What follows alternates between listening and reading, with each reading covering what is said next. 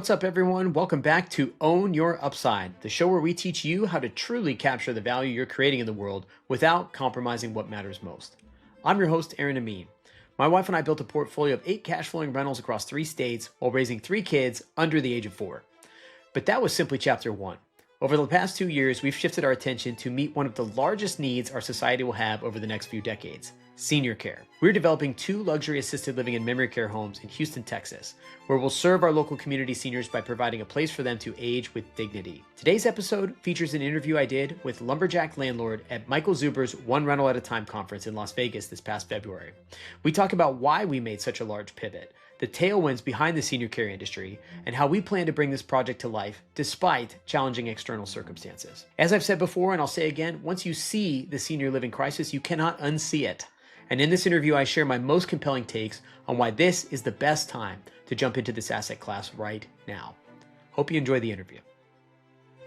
What's going on, everybody? It's Matt the Lumberjack Landlord here at the One Rental at a Time event here in Las Vegas. This is our 3rd year here. It's an absolutely fantastic event. Thank God the cheering has finally died down, at least for the next few minutes, we hope. But it's been an absolutely fantastic event. And so we are here to talk about and introduce you guys to a bunch of investors that you may or may not have seen on the channel. We want to give you that opportunity to get a chance to connect with them and understand what their business is and kind of how they run their business and what they see as opportunities in 2026. So we have with us here Aaron Amin. You got it. Super excited that you're here with us. So talk to me a little bit about what your niche is in the real estate game as we see it today. Yeah, absolutely. Well, in 2026, our niche is pretty singular on residential assisted living, which has become a trendy area for people to get into, but it's a bit harder, higher barrier to entry than a lot of the other strategies. We started with single family rentals. So we did just traditional long-term buy and hold. We still hold a few of those, but we caught fire behind the idea of residential assisted living. My wife's father had early onset dementia, diagnosed when she was young. Spent a bunch of time in a really depressing nursing home. You know, the final years of his life were not very fun. And so we discovered this residential model of assisted living where people are living in an actual home-like environment and they're enjoying to the best of their ability the final years of their life instead of being sequestered and doped up in a hospital room. So that idea really caught fire for us. And we now have shifted pretty much entirely into that. We're developing 2 homes from the ground up in Houston, Texas, where we live. And we will operate that company as well. So doing a bit of a real estate development play, and then we'll operate the company. What do you find are the best type of assets to carry out that type of a strategy? Is it a 3-1 or are you grabbing a property and saying these are the things that we need to add to it to essentially make it the best assisted living house? Like, walk me through that from a strategy perspective a little bit. Yeah, so you almost have to work backward a little bit from the costs that it takes to run a 24/7 business, which primarily is staffing. Yep. So if you have a 3 or 4 bed home, it can be really hard to drive enough revenue to support 24/7 caretakers for, it's 24/7, 365. There's no days off. There's no hours off. So oftentimes you have to work backwards from that math. Every market's very different and what can be charged for assisted living. And in our case, we'll be doing memory care for dementia and Alzheimer's. Again, just kind of that personal mission from my wife and our family. But typically you can do things like take a 4-2 or a 4-3 and add bedrooms, almost like what you would do for co-living. But instead of maybe putting up walls in the middle of a dining room, you need them to have certain square footage and layouts to be conducive to, especially if it's senior care, people like living comfortably and not tripping and getting in trouble. So yeah, you can take some of that renovation kind of mindset and you can take single family homes and adapt them. What we found and why we chose ground up construction was we could control all those inputs and variables and build it purpose built for memory care from day one. And in memory care in particular, there's colors, materials, there's all sorts of things that can trigger or cause reactions. And we wanted to have control of all those inputs to create the best environment for them as possible. So the building that you're building, what would that look like?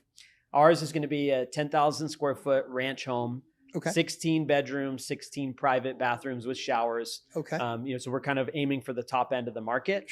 It's a luxury experience. It has some of the same amenities you might find at a big box, but it is the opposite feeling of a big box. Sure. No long hallways, smelly, no artwork and all that. Everything will be decorated and it's meant to feel like home. Like home. Each person can take their room and, move into it and truly enjoy their space. Very cool. I love it. So when you're looking at, or what you look at 2025 versus 2024, what were some of the core differences in the business for you from 25 to 24? I think you touched on them a little bit, but let's just review that just in case. So that period of time was interesting for us because we were kind of in the process of shifting from single family rentals into this space. Sure. There is an interesting kind of hybrid strategy between the two called lease-to-operator, which is very fascinating. So we actually own 2 homes here in Las Vegas that do this, where they're just 4-bed, 2-bath, single family homes. And we own the real estate, but then we're on long-term 5-year leases with an operating company that they do the hiring, and the staffing and the caretaking. And we have a guaranteed base rent, regardless of if there's, the house is full or if they're marketing. And so that's a really interesting creative strategy. And when things got tighter and tighter throughout 24 and 25 and interest rates were making it really hard to find cash flow with rental properties, we pivoted towards how can we expand upon that strategy. So I think for us, we kind of paused on looking at your traditional single family homes and moved towards, we have our big construction project, which consumed, all of our resources and all of our time. But we have our eyes wide open for additional lease to operator homes as our kind of auxiliary strategy. I like it. What do you think in 2025? So you started that in 24, really transitioning and really kind of hitting stride in 25. What do you think got easier in 2025 for your business? And we've had plenty of people say nothing. So was there anything about your business that got easier in 2025? So I try not to pay too much attention to the outside world, and I focus on the things, that I can control. Sure. I'm grateful to be back in the same room, in the same building with this amazing community of people 1 year later. And the way that relationships can compound and the way that, giving, I try and share information about these new strategies that I'm learning. And I listen when other people tell me about their strategies, look for ways to connect the dots and help each other out. And so I feel like the relationships have compounded.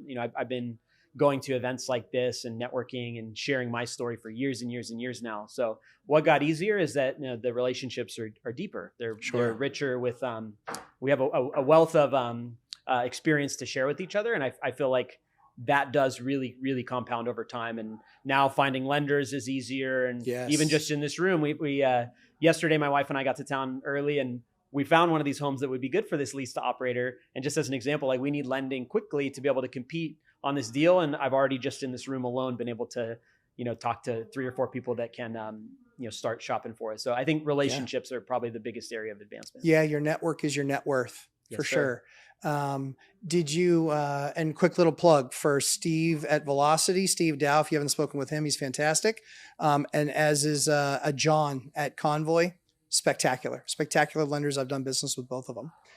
Really enjoyed it. In fact, what got more difficult in 2025 as you look at the business and you look at the landscape? Was there anything that you look at and just go, man, that was not like that in 2024? What got harder? So I know I might contradict my prior answer by saying that, the external factors, there's a lot of things that are out of your control. Sure. And, you have no control over them. So you have to roll with the punches. So while we were scoping out and preparing to develop all of 2025, we were doing pre-construction and applying for funding. And we applied for our first SBA, Small Business Administration loan. Good for you. And anybody that you ever talk to that's gone through that, it's awful. It never goes as planned. And it just so happened that the longest government shutdown in history happened right when we were at the final, 10 yards of the loan approval. So I think, some of those external factors, I try not to sweat the things that, there's nothing I could possibly have done to change that. But, it's certainly, we also raised money for the first time. And so now we are stewarding other people's money. And I think that comes with a different level of responsibility. Yeah. We have to have a different posture. And even in the face of adversity, we are responsible. And I think that growth and that evolution, while, we feel like we were ready for the moment, you become ready each time you face a new barrier. Mm-hmm. And so I think most of the difficulty came from just growing into that kind of new identity last year. Yeah. I mean, it's you do all that work, you study to show yourself approved, you do all of these things. And then your at bat comes. And are you really ready? Do you you think you're ready, but then that 10,000 hours of work, right, meets that moment of opportunity. And there's so many moving parts and pieces that even if you've rehearsed everything, dialed everything in and done it all, you're still going to miss something. So that's where you have to have that a little bit level of grace for yourself and just go, listen, we're going to give it our best shot. We think we know, we'll double check and triple check everything, but there's still likely we're going to miss something. Like that's just the way it goes. And then you have to, I mean, I do it with car construction projects all the time. And you're just like, I mean, I literally called one of the guys and I said, yeah, I mean, I guess we don't need coax in the house. And he goes, what? And I go, there's no coax. You didn't run any coax in any of the boxes. He goes, I'm a commercial guy. I go, what, you guys don't have use coax? He goes, no, not really. And I go, I never thought to tell you that you were going to have to put coax in the house. And he goes, yeah, we didn't think about it. I was like, well, now you're going to have to run coax in the house. And he goes, I mean, we really didn't account for that at the beginning. I get it, but I can't have 6 units with no cable television. That's not going to work. These are going to be the worst units in the world if they don't have cable TV and internet. Yeah. But yeah, so I completely understand where you're coming from there. And it's, the devil's in the details, but holy cow, when you're doing development, and so I've been there, I always tell people, I say, I spend about $50,000 before I move my first spoonful of dirt. Yeah. And with all the pre-development stuff and city planning and counselors buying in and is zoning still okay? I mean, kudos to you because it's big. But the other thing to that is usually with that level of expertise comes a payoff. So obviously that's, why you guys are going through it. So there's one quote I want to just share that please accentuates what you're saying. And I believe it was from either Morgan Housel, the author of Psychology of Money, or maybe it was Jason Zweig from the Wall Street Journal. But it's risk is what's left over when you think you've thought of everything. Yeah, true story. And it's kind of exactly what you're talking about, missing that coax cable or you try and de-risk, but ultimately, and I know Zuber is a big proponent of this message, you take imperfect action and you do the best you can with what you have in the moment. But especially in development, like what you decided yesterday may have implications that cause a new problem you weren't even thinking of. Absolutely. And you just have to roll with it and trust yourself and trust your ability to solve the problem. Yeah, I think one of the worst things that investors can do, and honestly, often entrepreneurs, is it's paralysis by analysis, and they shoot themselves in the foot by not making timely decisions. I will never tell you that I make every decision right. I make a lot more right than I make wrong. However, the speed in which I make that decision is very fast. And it's based on having been researched, having spent the time, but then you look back at it and you say, we have to move. Even if this might not be the right move, we have to do something. And this has to be done because tomorrow it doesn't exist, or a week from now it doesn't exist. So I appreciate that mindset. What does what's happening in the world today change the way you run your business, or change your approach, I guess? So thankfully, part of this pivot into senior care is that the population is aging much faster than we have the capacity to care for people. And we chose this industry because we believe that over the next 20 to 30 years, there will be far, far more demand than there could possibly be supply. Agreed. Even what we're doing, we're building 32 beds right now. We have enough room to expand and build 2 more houses on the same land. Those 64 beds, it's going to make an impact in those people's lives that we're able to serve, but it's not even a chip in the the whole block of the problem. And so I think externally, again, I try and focus on the things that we can truly control. And in our case, we picked a strategy that we believe will endure whatever else is going on in the world, because the only guarantee in life is that time only moves one direction. And, it's true. And we all get older one day at a time. And that's happening really fast for a lot of people right now. Yeah, I agree with you. I think that as that market continues to move, our specialty, or one of the things that we spend a lot of time in, is disabled vets housing. There's like no housing out there for disabled vets. And so what are they left to? I mean, not good things. Yeah. And so from our perspective, all we can do is add 2 to 4 units at a time. Yeah. But everybody's NIMBY. Not in my backyard. I don't want that built here. Do you run into that same type of NIMBY attitude with what you guys are doing? Because a lot of times people are like, well, this isn't really the essence of the neighborhood.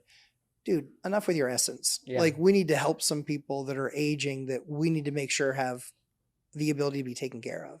Short answer is absolutely. This is actually one of the biggest issues when people are trying to find places to build these. And if you're doing residential, if you're doing that smaller house that you want to convert, the neighbors have a major influence over whether it can get approved or not. you have to get things like conditional use permits or maybe even rezone the land entirely. Yes. And a lot of the times there's elected officials that are in Yes. charge of those decisions. And so neighbors absolutely can influence them. And unfortunately, people have a misunderstanding of what residential assisted living is. They picture that big facility with the fire trucks coming and the ambulances all the time, and they just assume it's going to be this major disruptive factor in their life. And it's a challenge as an owner to try and educate neighbors who are coming in with a preconceived notion, and they've already made their decision more or less. It's a very, very steep hill to climb. So unfortunately, it can be hard to find the right places to do this. Sure. We chose ground up construction in an area Or where zone for it. it was able to be zoned for it, Right. and the city had already kind of shared their vision, and we were able to look at their 5-year plan and say, okay, this fits in this community. We did a ton of market analysis and found the right spot, and we're not in a neighborhood, so we avoided the NIMBY problem a bit. Yeah. One of the things that I think has always worked well is when I've gone to try and get approval for something and a town denies me or the neighbors deny me or they protest it, I actually move a frat into the house. And then they're all of a sudden begging for whatever other option I have for them. That's smart. It's just amazing to me because it's like you look at it and you say, man, I could literally put like 10 college guys in this house. Do you really want that? Like, why wouldn't you just work with me? Like, what we're trying to do is help people, and this is what it looks like.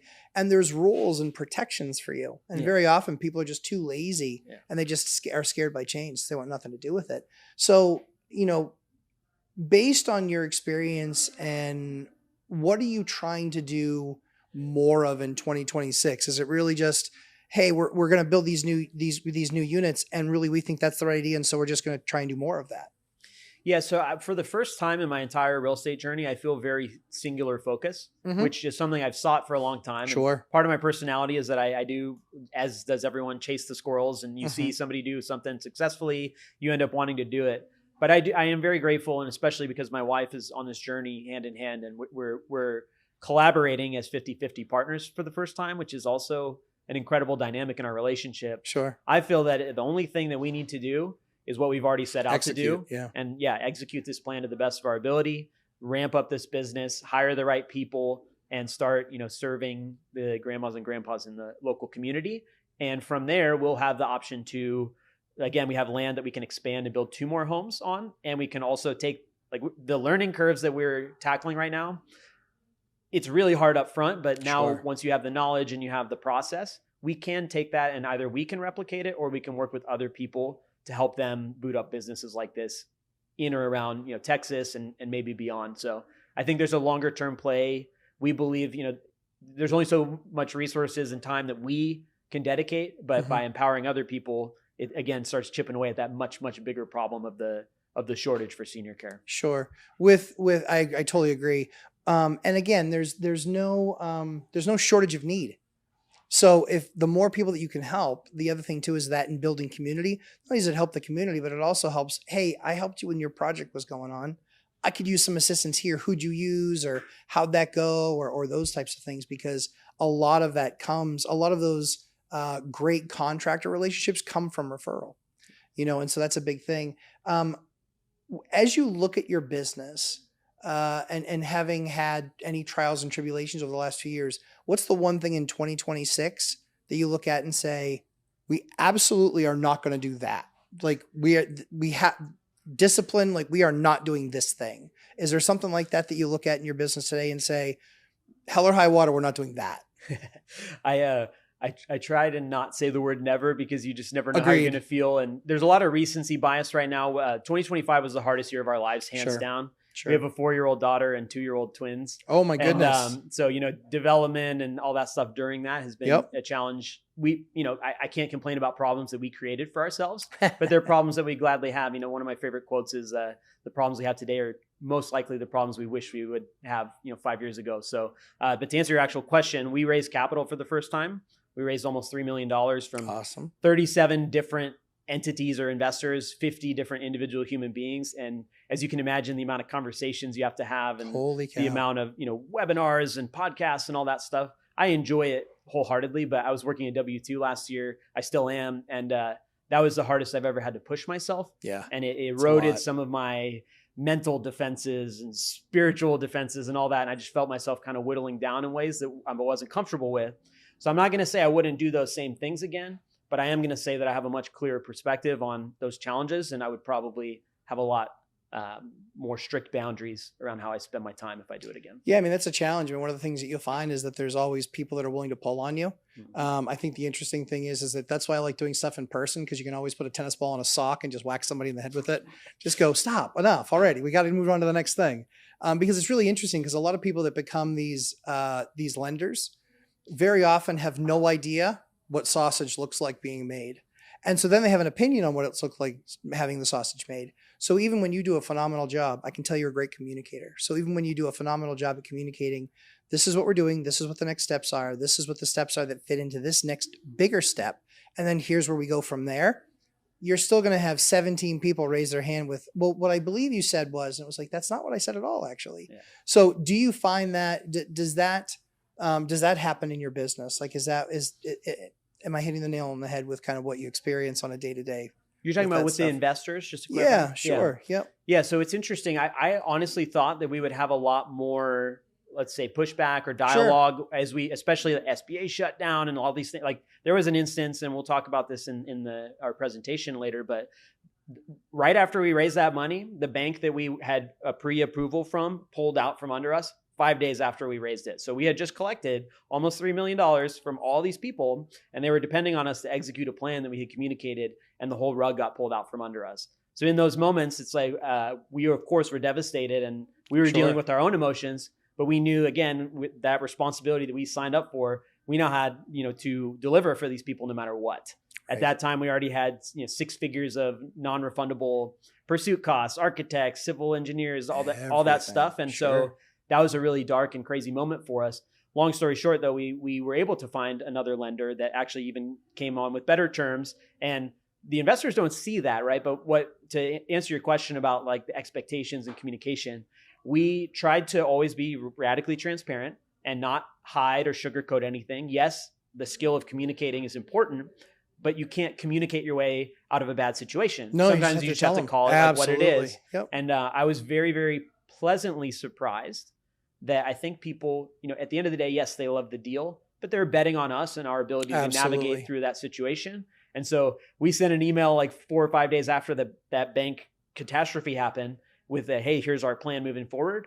Didn't receive a single response or question about it at all. And so it just goes to show, right? It's like we as the operators are the ones going through the ups and downs. Absolutely. And, of course, they're entitled to ask their questions, and we encourage that. But I was just impressed by that fact that, at the end of the day, they had the conviction to trust us. And, we just do our best job to explain everything as it's happening in real time, good or bad. And thus far, that has worked. Yeah. So there's people, process, and product. And I think that people in, the right smart investors invest in people, and that's where you look at it and you say, does this guy have what it takes to get it across the finish line? And he's going to hit a wall. He might even hit a concrete wall that's 10 feet thick at 100 miles an hour. And is he going to dust himself off? Are they going to dust themselves off and go, we still have a plan to execute on? And so this happened, but hey, it's an opportunity to find another route. And so I think that's cool that you guys essentially rally around that, but it's also proof that you properly prepared your people, your investors. If you had one idea for 2026 investing, what would it be? I'm going to stick with residential assisted living. Yeah. And just more and bigger. Like, cause that's what your opportunity is. It's another 16 and another 16. So it is, what do you expect that turnaround to be with? We finish project 1, we get it live, we get it fully staffed, we get it fully occupied. What does that time frame look like for you guys? Yeah. So development, and we're in Texas, which thankfully has quick turn times on things like permits and rezoning and all that. So the same project we're working on could easily take twice as long in a state like California, for example. Oh, more like 6 times as long. Yeah, you're in God's country in Texas, where they actually expect all of us to use level heads and have brains. Yeah. And we don't need everything triple checked. So I've worked with a lot of people in Texas. New Hampshire's the same way. Our state models live free or die. So I can walk into the permit office, I can sign something off, and they can go, here's your conditional permit. And it's like, that's a lot like what it's like in Texas. And in California, you're 9 months to get warmed up you might get a piece of paper from us. A perfect example of this is it took only 10 weeks top to bottom to rezone the land from agriculture to multifamily, which is what was needed for the project. But to answer your question, like are you asking kind of like, how would you scale this and grow this? Well, as you look at 2026, kind of your best idea is your current idea, which is we just need to get, we need to get it in, we need to get it up, we need to get it operational. And the reason I mentioned that is because if you look at California, something like this might take 3 or 4 years from your mind to seeing it done and staffed. What does that time frame look in a more free and open market like Texas? What does that look like in a state like that? Is it 12 months? Is it 18 months? What does that look like? So I'll just use our project as an example. We're in Houston, which is very business friendly. Yes. Even in a business friendly environment, we spent almost a year in pre-construction and planning and funding, and we'll spend about 10 months, maybe 12 months, depending. 10-month construction timeline, but we're saying 12 months in our head. Sure. And then another 8 to 10 months to lease up, meaning, you open, you can't just move 32 people in all at once. Everything's going to break, right? So you have to be methodical about that. And of course, we're doing this for the first time. So hopefully the second time, there will be certain things that are easier, but there's some of it you can't get around. No. That's development. If you buy an existing home and you do a renovation, or if you buy an existing home that's already licensed and you take over the license, those are much, much shorter timelines, even in a state like California. But every state has very different regulations. Sure. I almost think of it like how Airbnb, some markets are more mature and predictable, whereas some markets kind of haven't figured out what their posture is towards it. The same is very much true for residential assisted living, in that you really have to understand your state level regulations, your local city level regulations. And not only are you working on the zoning and permitting, but you're getting state licensure from the Department of Health. So I think there's nuance. I don't want to generalize too much, but I think, a construction, if you're doing new development, it's 2 to 3 years to get stable. If you're doing a purchase of an existing business, it can be probably as little as 6 to 12 months. Nice. So final question for you, and this is one that Zuber wanted to add, which was message or feedback for him. And it can be about anything. He's always looking to get better, which as his friend is kind of annoying. Because you're always looking at it and going, dude, you're fine. Like, it's good. Like, you've done something good here. Like, it's fine. Anything that you have like that for Zub? There is no shortage of evidence that the community he's built is one of the tightest knit family type environments. People give freely with no expectation of anything in return, which is one of my values. And it's one of the reasons I, remain in this community and appreciate it so much. But one of the things that Zuber has inspired me most on is daily discipline, that 20 minutes a day. And I, always say I'd rather 20 minutes a day than 3 hours cramming in on Sunday, because I think when you adopt something into your daily life, it becomes part of your identity, undeniably, right? If it's a habit that you're willing to work into your very finite 24 hours, even if only for 20 minutes, that's a true part of your identity. He's lived that for years and years and years. I've tried to mimic and model off of that. And as we said earlier, the compounding results when you do that are unbelievable and undeniable. And so I think that's my favorite of his values, and one that I look up to him very much for. Yeah, I think in 20 years, you're going to really want to hurt him for it, because you'll be like, dude, I can't not do that 20 minutes every day, and I don't need to do it anymore. I tease him all the time because, there's still that daily discipline for both of us, and for, for Dion, for Mike, so many of the other experts on the channel. We just have our daily discipline of how we run our businesses. And Zub is a fantastic mentor when it comes to that stuff. So Aaron, thank you so much for doing this. Thanks for the time. Is there a YouTube channel or Instagram where anybody can follow the process and progress of what you guys are doing? Yeah, everything's just under my name, Aaron Amin, AARONAMEEN. Go to aaronamin.com, and I've got the YouTube channel. I have a podcast and all sorts of freebies they can check out. Very cool. Guys, check that out. As I said, this is Matt coming to you from the One Rental at a Time event in Las Vegas. We will see you guys in the next one. Take care, everybody.